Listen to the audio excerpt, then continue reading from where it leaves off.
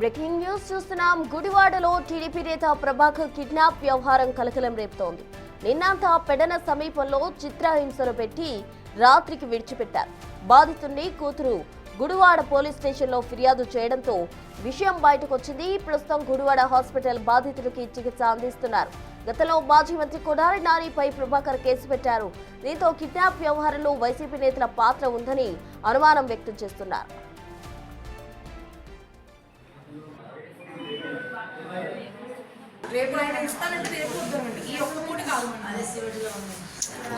తమ్ముడు తీసుకుంటాను తమ్ముడు ఫోన్ అడ్డు వస్తుంది మరి ఇక్కడ చూడలేదులే కానీ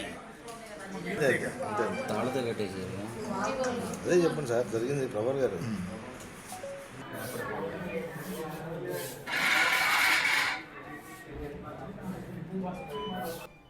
గుడివాడ టీడీపీ నేత ప్రభాకర్ కిడ్నాప్ వ్యవహారం తీవ్ర కలకలం సృష్టిస్తుందనే చెప్పాలి. నిన్నంతా పట్టణ సమీపంలో చిత్రహింసలు పెట్టి రాత్రికి అతన్ని విడిచిపెట్టినట్టు కూడా సమాచారం. అసలు బాధితుల కూతురు గుడివాడ పిఎస్లో ఫిర్యాదు చేయడంతో విషయం అయితే బయటకు వచ్చింది.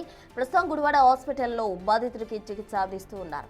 గతంలో మాజీ మంత్రి కొడాలి నాని పై ప్రభాకర్ కేసు పెట్టారు. దీంతో కిడ్నాప్ వ్యవహారంలో వైసీపీ నేతల పాత్ర ఉందన్న అనుమానం తీవ్రంగా కూడా వినిపిస్తూ ఉంది. మరి వైసీపీ నేతల పాత్ర ఉందా, లేకపోతే ఎవరు కిడ్నాప్ చేశారు, కిడ్నాప్ వెనుక ఎవరి హస్తం ఉంది, ఏం ఆశించి అతన్ని కిడ్నాప్ చేశారు అన్న కోణంలో అయితే దీనికి సంబంధించి పోలీసులు దర్యాప్తు చేసేందుకు సిద్ధంగా ఉన్నారు. పూర్తి వివరాలు అందించేందుకు మా ప్రతినిధి శివ ఫోన్ లైన్ ద్వారా సిద్ధంగా ఉన్నారు. శివ, చెప్పండి, అటు పెడరాలో అతనికి ట్రీట్మెంట్ అందుతూ ఉంది. మంత్రి కొడాలి నానిపై గతంలో కూడా ప్రభాకర్ కేసు పెట్టినట్టుగా కూడా మనకు సమాచారం అందుతుంది. అయితే ఇందులో వైసీపీ పాత్ర ఉందంటూ కూడా అనుమానం వ్యక్తమవుతుంది. అసలు ఏం జరిగింది, వాస్తవాలేంటి, ఎవరు ఉన్నారు దీని వెనక?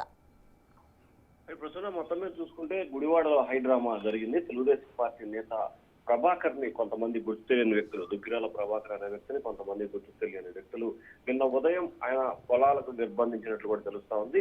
ఉదయం 9 గంటల సమయంలో కూరగాయలు తీసుకొస్తారని చెప్పి ఇంటి నుంచి వెళ్లిన ప్రభాకర్ రాత్రి వరకు కూడా వచ్చిన పరిస్థితి కనిపించలేదు. అతనికి ఫోన్ చేసినా కానీ స్విచ్ ఆఫ్ వచ్చినట్టు కూడా తెలుస్తా ఉంది. అయితే పెడన సమీపంలో జాతీయ రహదారి, మచిలీపట్నం జాతీయ రహదారిపై కూడా అతన్ని సెల్ ఫోన్ స్విచ్ ఆఫ్ చేసి కాళ్ళు చేతులు కట్టేసి పెడన పొలాల్లో సమీపంలో బంధించి చిత్రహింసలకు గురి చేసినట్లు కూడా తెలిసింది. తండ్రి ఫోన్ స్విచ్ అవడంతో నిన్న మధ్యాహ్నం అవుతున్న ఇంటికి రాకపోవడంతో కుమార్తె నిన్న మధ్యాహ్నం 2 గంటల సమయంలో గుడివాడ పోలీస్ స్టేషన్ లో ఫిర్యాదు చేసిన పరిస్థితి కనిపిస్తా ఉంది. అయితే ఫిర్యాదు చేసిన తర్వాత వెంటనే రంగంలో దిగిన పోలీసులు గాలింపు చర్యలు చేపట్టారు.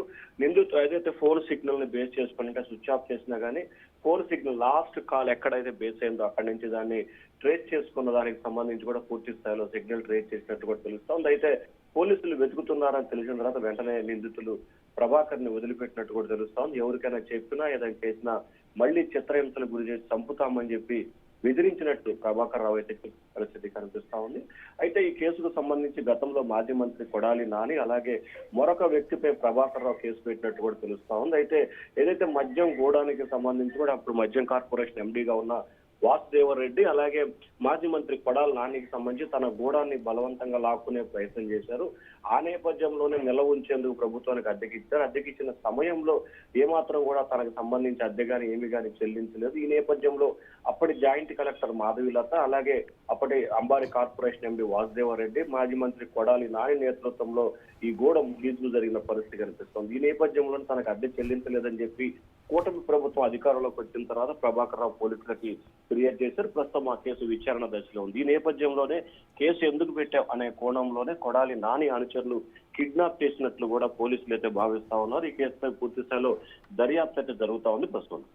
Right Shiva, thank you. అదే చెప్పండి సార్ జరిగింది ప్రభాకర్ గారు.